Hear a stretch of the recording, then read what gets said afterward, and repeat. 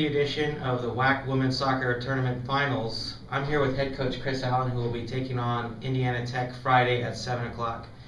Coach, let's talk about how your Panthers got to the championship final. Obviously, last Wednesday against Marygrove, they suffered a little Halloween spook. Talk about that.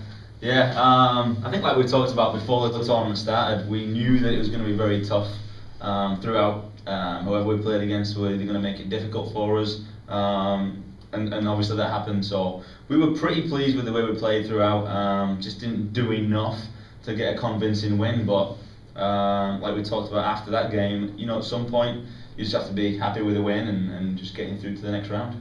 And the next round was Madonna, and your team performed a lot better. Yes. What can you tell us about that? You know what, I think sometimes when you play against a good team like Madonna, who are well coached, they've got very good players individually, and they're a great team together, I think sometimes it almost makes it a little bit easier. They're a very good team, we could prepare for them a little bit easier, we knew exactly what they were going to do, and try and play in the right way, and sometimes it's kind of funny how that kind of works out, but we had a lot of players play very, very, very well individually, and as a team it was just incredible to see what we were capable of, and we were just very pleased with how Saturday night went, and everybody contributed, and there was again a couple of very special individual performances. You had everybody step up over the week, mostly from Paige Eli and Letitia Canadier. They've been performing very well and have proven why they've been one of the best players in the WHAC. What can you tell us about them? You know what, and they'll probably say it themselves too. You know, the way we play as a team, it's always somebody. So one week it might be Paige, next week it might be Teach, next week it might be Tam Grabowski, or one of our other defenders, or another midfielder. So it's great that they have definitely stepped up, but so have a number of other people too. So like Natalie, for instance, you know, holding midfield player, getting that goal against Madonna on the weekend. So if Paige isn't playing well, Teach will play well, vice versa. So, you know, like Telmer up front, we just got so much quality in this team, so many people pitching. Casey and Mackenzie and Smallsy. I mean, you could literally name everybody on the roster. So we're just really pleased that it's whoever it is this week. I don't even know who it is this week, but yeah, one of the people like Mish getting defensive player of the week too. You know, there's just quality all over the field, and we're just having a lot of fun playing together and winning games as a team. You talk about the front. Let's talk about your back working with Mish.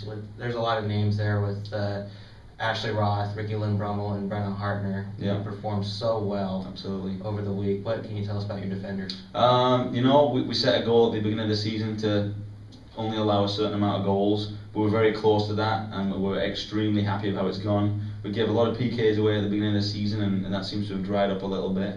And that's not an accident. You know, we've definitely been very purposeful the way we defend, very structured, very organised, and every single one of our defenders, including the midfielders and the forwards, because we defend from the front, have just taken it really personal to not get beat by a player, to not concede goals, to not let shots on goal. And it's just so cool to kind of stand back and have a look right now, and we're certainly not finished, we have a long way to go still, but just to stand back and look what they've been able to achieve, it's really cool. Friday is the number 1 seed versus the number 2 seed, and that's obviously the top 2 teams in the conference. Yeah. What can you tell us about Friday's matchup against Indiana Tech? Again, we've already played them once down here on our field, so they're going to be used to the field, they're going to be used to the environment that we're going to be in, so that kind of evens things off a little bit. They've had a game up down here already. But to be honest with you, it's going to be a similar game, yet a completely different game. So we know where their strengths are, we know what we need to do to be successful in the game, and it's kind of perfect really.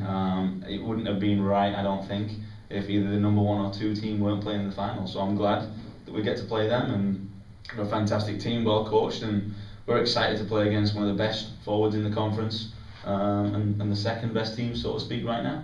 Now this is the first appearance in the WHAC finals for your team. What's the emotion like around the team right now? You know, it's kind of been interesting. I think when we first started in the tournament, we were just very, very excited, and we just couldn't wait to play. But right now we feel as though this is where we should be, and we're just ready for the challenge. We're definitely not, wow, it's a final. We're definitely not in awe of that or anything. We're just going to work out this week and kind of do what we've done all season. It's been the theme, and it's almost boring and cliche, but just prepare, get ready, and it'll be 11v11 on Friday night, and we're going to work our socks off and do everything we can to put ourselves as the WHAC tournament champions. Thank you, Coach. And remember, the Thank you. Lady Panthers take on the Warriors at 7 p.m. on Friday. The winner gets the automatic bid to the national tournament.